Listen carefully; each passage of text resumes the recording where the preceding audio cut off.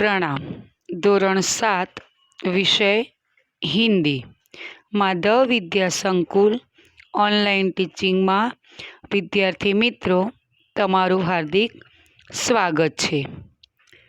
धोरण 7 विषय हिंदी एमां आपणे विद्यार्थी मित्रों पाठ 10 के जेनुं नाम छे अंदाज अपना अपना। हवे अंदाज अपना अपना एटले के विद्यार्थी मित्रों अहीं आपणे तर्क दौड़ाववानो छे, एटले के वाद विवाद करवानो छे।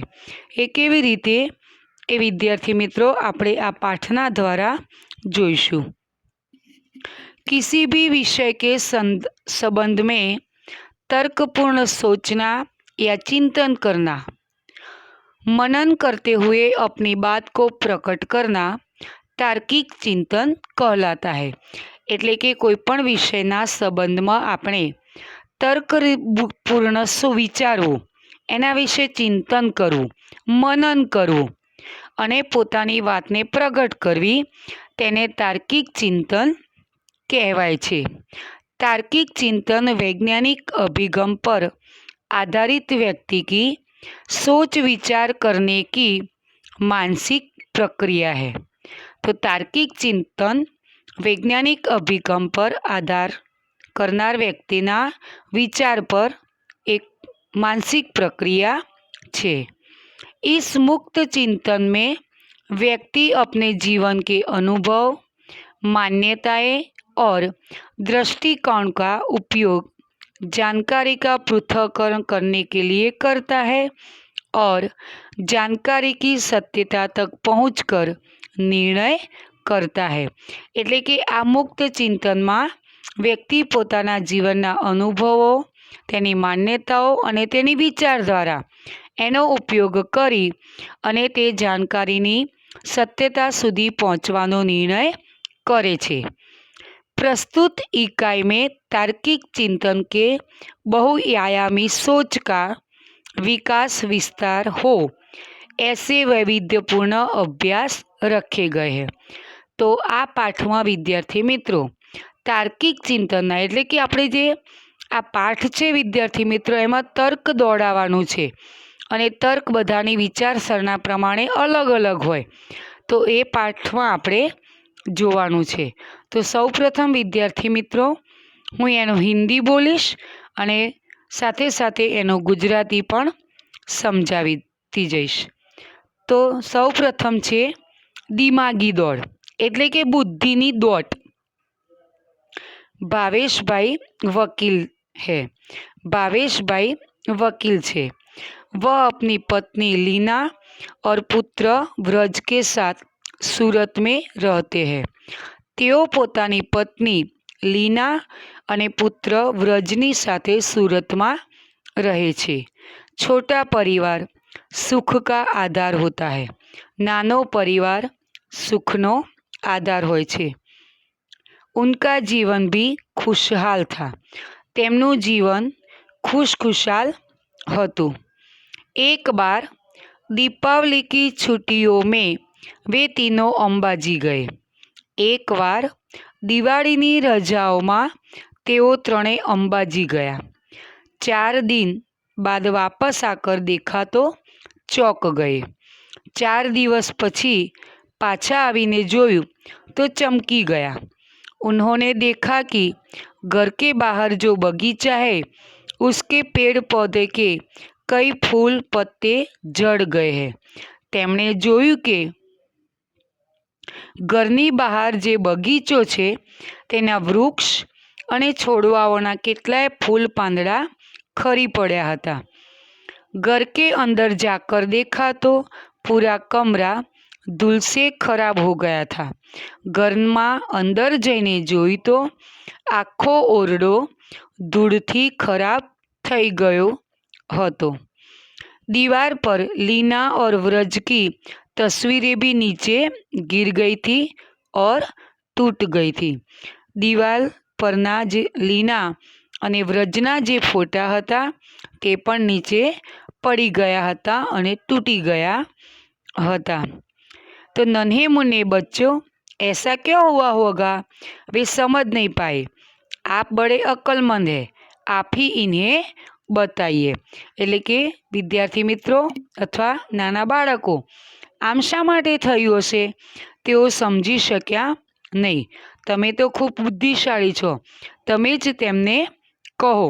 એટલે કે વિદ્યાર્થી મિત્રો અહીંયા આપણે આ પેરેગ્રાફમાં એટલે કે આ ફકરામાં વિદ્યાર્થી મિત્રો આપણે તર્ક દોડાવવાનો છે કે લોકો ઘરને બંધ કરી અને અંબાજી 4 દિવસ માટે ગયા. પાછા આવીને જોયું તેમના ઘરની હાલત વેરવિખેર હતી, બગીચામાં પણ આવું હતું. તો વિદ્યાર્થી મિત્રો આવું કેમ થયું હશે એના માટે આપણે વિદ્યાર્થી મિત્રો તર્ક દોડાવવાનું છે. એટલે કે સૌના પોતપોતાના તર્ક જુદા જુદા હોય છે. આમાં વિદ્યાર્થી મિત્રો કોઈ એમ કહેશે કે વાવાઝોડું આવ્યું હશે, કોઈ એમ કહેશે કે વાંદરા આવ્યા હશે, કોઈ એમ કહેશે કે ભૂકંપ આવ્યો હશે. એટલે કે સૌની માન્યતાઓ અથવા સૌની વિચારધારાઓ અલગ અલગ હોઈ શકે વિદ્યાર્થી મિત્રો.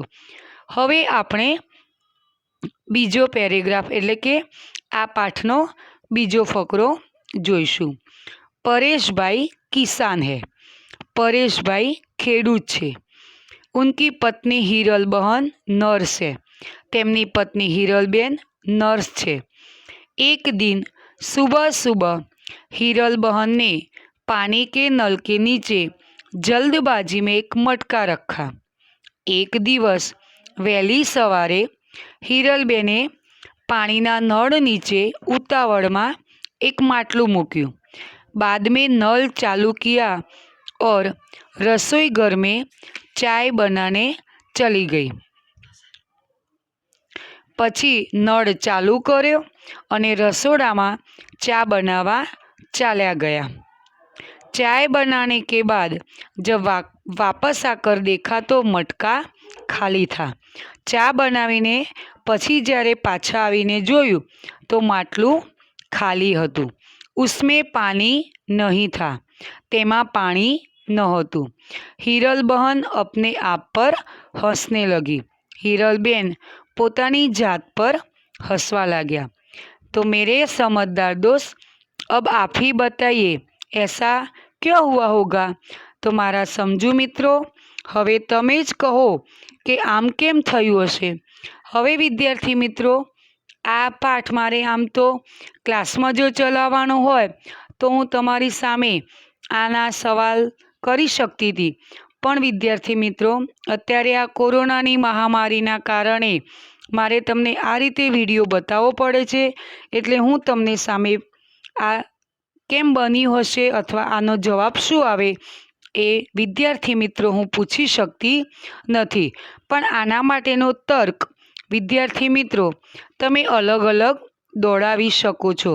કારણ કે હિરલબેને નળ તો ચાલુ કર્યો પણ માટલામાં પાણી ભરાવ્યું નહીં, કારણ માટલું ખાલી રહી ગયું. માટલું કેમ ખાલી રહી ગયું એના વિશેનો તર્ક વિદ્યાર્થી મિત્રો તમે તમારા અંદાજ પ્રમાણે, તમારી વિચારધારા પ્રમાણે અથવા તમારી સોચ પ્રમાણે વિદ્યાર્થી મિત્રો જુદો જુદો દોડાવી શકો છો.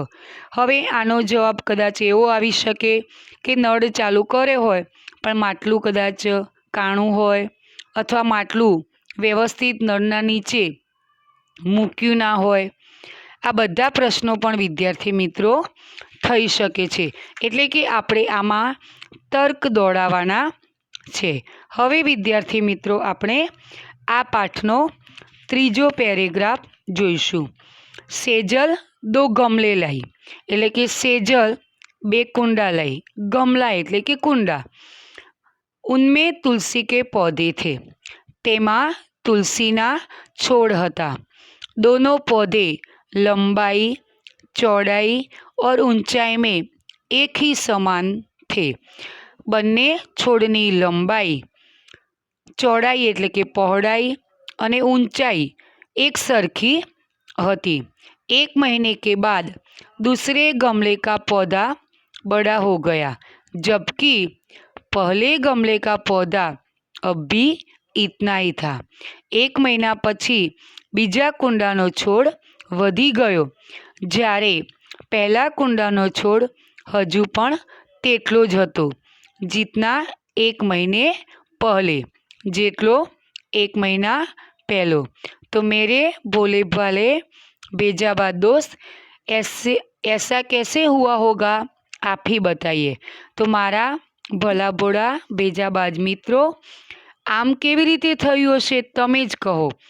હવે વિદ્યાર્થી મિત્રો, આમાં પણ આપણે જુદો જુદો તર્ક દોડાવી શકીએ છીએ, કારણ કે બંને કુંડા સરખા હતા, બંને છોડ પણ સરખા હતા, બંનેની લંબાઈ, પહોળાઈ અને ઊંચાઈ એ પણ સરખી હતી। પણ મહિના પછી એનું નિરીક્ષણ કરવામાં આવ્યું તો એક છોડ વધ્યો હતો અને એક છોડ નહોતો વધ્યો। તેનું કારણ શું આવે? તો વિદ્યાર્થી મિત્રો, અહીંયા એ સ્પષ્ટતા કરવામાં આવી નથી કે એને સરખું ખાતર, પાણી, હવા વગેરે યોગ્ય જગ્યાએ મળ્યું હતું અથવા એને સૂર્યપ્રકાશ બરાબર મળ્યો હતો કે કેમ, એ પણ સ્પષ્ટતા કરવામાં નથી આવી। બરાબર વિદ્યાર્થી મિત્રો, કદાચ એમ પણ બની શકે કે એક કુંડું અસલી હોય અને એક કુંડું નકલી પણ હોઈ શકે વિદ્યાર્થી મિત્રો। તો આવી રીતે આપણે આમાં પણ આપણો અંદાજ દોડાવવાનો છે। હવે આ જ પાઠનો આગળના પેરેગ્રાફ જોઈશું। તર્ક કી લગામ કલ્પના કે ઘોડે, એટલે કે તર્કની લગામ કલ્પનાના ઘોડા। आप साइकिल पर स्कूल जा रहे हैं। તમે साइकिल पर स्कूले जई रहा छो। रास्ते में देखा तो एक आदमी हाथ हिलाकर आपको रुकने का इशारा कर रहा था। रस्ता में जोयु तो एक माणस हाथ हलावीने तमने થોભી જવા इशारो કરી રહ્યો છે। आप रुक गए, તમે થોભી ગયા। उसने कहा बगल वाले गांव में मेरा जाना जरूरी है। बगल वाले એટલે કે બાજુના ગામમાં। તેણે કહ્યું કે બાજુના ગામમાં મારે જવું ખૂબ જરૂરી છે। आपने उस आदमी को साइकिल पर बिठाया और पास वाले गांव तक पहुंचाया। તમે તે માણસને સાયકલ પર બેસાડ્યો અને પાસેના ગામે પહોંચાડ્યો। वहाँ जाकर आपको पता चला कि वहाँ एक जादूगर का कार्यक्रम होने वाला है और वह आदमी उसका सहायक है। ત્યાં જઈને તમને ખબર પડી કે ત્યાં એક જાદુગરનો કાર્યક્રમ થવાનો છે અને તે માણસ તેનો મદદગાર છે। સહાયક એટલે કે મદદગાર। उस आदमी ने आपको जादू के खेल देखने का अनुरोध किया। તે માણસે તમને जादूना खेल जोवानी विनंती करी, पर पाठशाला पहुँचने में देरी हो जाएगी यह सोचकर आपने मना कर दिया। परंतु स्कूले पहुँचता मोडું થઈ જશે એમ विचारीने तमे ना पाड़ी दीधी। उस आदमी ने सारी बात जादूगर को बताई। તે માણસે બધી વાત जादूगर ने कही। जादूगर ने खुश होकर आपको एक करामती चश्मे दिए और कहा कि इसे पहनने से तुम सबको देख पाओगे और कुछ भी कर पाओगे। तुम्हें कोई नहीं देख पाएगा। इसका असर एक हफ्ते तक रहेगा। जादूगरे खुश थईने तमने एक चमत्कारी चश्मा आप्या અને કહ્યું કે આ પહેર્યા પછી તું સૌને જોઈ શકીશ અને કંઈ પણ કરી શકીશ, તને કોઈ નહીં જોઈ શકે। આની અસર એક અઠવાડિયા સુધી રહેશે। आप चश्मा लेकर वापस अपने गांव की पाठशाला में आए। તમે ચશ્મા લઈને પાછા પોતાની ગામની સ્કૂલમાં આવ્યા। वहाँ से घर गए, ત્યાંથી ઘેર ગયા। दूसरे रोज नहा धोआकर आईने के सामने आपने चश्मे पहने। बीजा दिवसे नाई धोईने दर्पणनी सामे तमे चश्मा पहर्या। आईने में देखा तो सचमुच आप गायब हो चुके थे। दर्पण में जोयुं तो खरेखर तमे गायब थई गया हता। अब आप हमें बताइए कि आप कहाँ कहाँ जाएंगे और क्या क्या करेंगे। हवे तमे ज कहो कि तमे क्या क्या जशो અને શું શું કરશો। તો વિદ્યાર્થી મિત્રો, અહીંયા આવા ચમત્કારી ચશ્મા પહેરી અને આપણે ક્યાં ક્યાં જવાનું છે અને શું કરવાનું છે એ આપણે વિચારવાનું છે।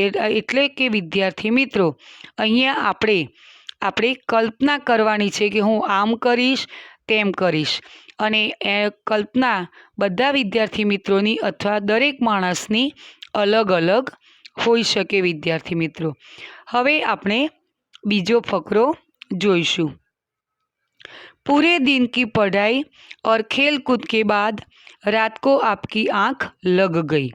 आखा दिवसना भणतर अने रमत गमत पछी रात्रे तमने ऊँघ आवी गई। नींद में आपने एक सपना देखा। ऊँघ में तमे एक सपनू जोयुं। आप घूमते घूमते बहुत दूर निकल गए। तमे फरता फरता खूब दूर निकली गया। आप नदी पहाड़ों के अद्भुत सौंदर्य में लीन हो गए। तमे नदी पर्वतों अद्भुत सौंदर्य में तल्लीन थई गया। आपको पता भी न चला और आप चलते चलते जंगल में पहुंच गए। तमने खबर पण न पड़ी अने तमे चालता चालता जंगल में पहुंची गया। एकाएक आपके सामने एक शेर आ गया। एकाएक तमारी सामे एक सिंह आवी पहुंच्यो। शेर को देखकर आपको होश आया। सिंह ने जोईने तमने भान थयुं। आप घबरा गए। तमे घबराई गया। मारे डर के आँखें बंद कर दी। भयना मार्या तमे आँखों बंद करी दीधी। आपने ईश्वर को याद किया।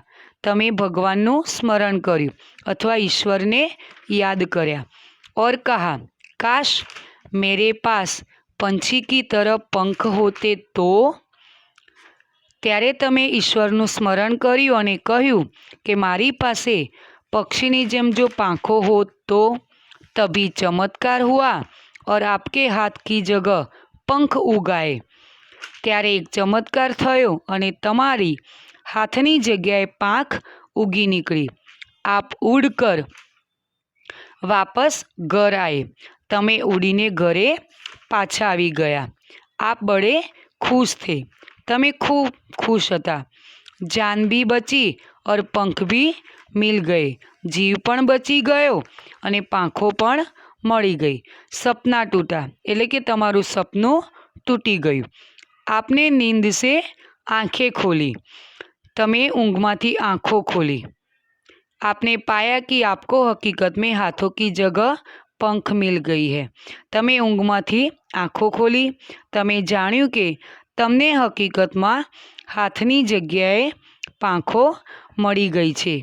मेरे परिंदे दोस्त, अब बताइए कि आप कहाँ कहाँ जाएंगे और क्या क्या देखेंगे। मारा पक्षी मित्र, हवे कहो कि तमे क्या क्या जशो अने शुं शुं जोशो। तो विद्यार्थी मित्रों, आवी रीते आपणे आ पाठमां तर्क ज दौड़ावाना हता अथवा पोतानी विचारसरणी अथवा पोताना जे कल्पना होय ए ज आ पाठमां आपणे विद्यार्थी मित्रों करवानी हती। विद्यार्थी मित्रों, एटले के आ पाठमां आपणे विद्यार्थी मित्रों कोई दरेक विद्यार्थीनो आना माटेनो जवाब अलग अलग आवी शके। कारण के हवे आनो जवाब जे आपणे अलग अलग आवे एना विशेना जवाब आपणे विद्यार्थी मित्रों नेक्स्ट विडियो में जोईशुं। प्रणाम।